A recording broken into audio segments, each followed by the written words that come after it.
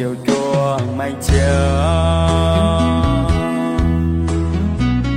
buổi chiều hai tu xiang chiang nhẹ mèn xiên khao yêu chiều tu ye liu mèn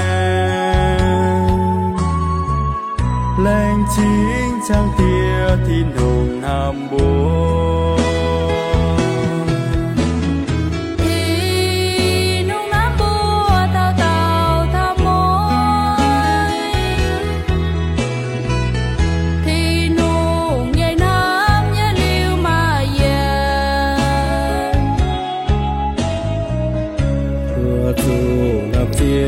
với nín nam mô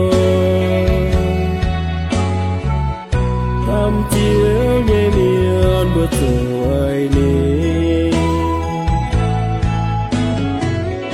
ôi su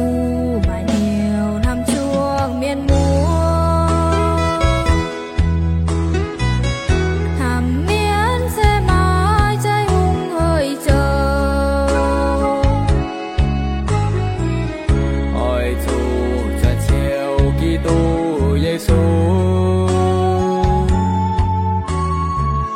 mùa chính tu bên đi nhé nam nhớ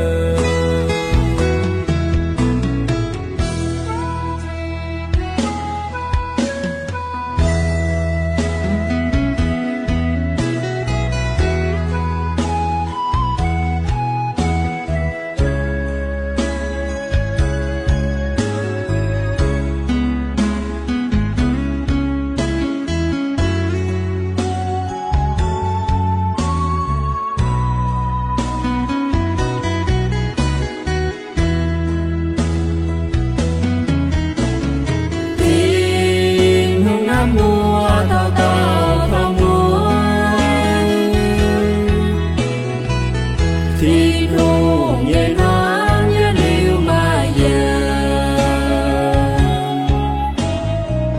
mùa chu năm chiều với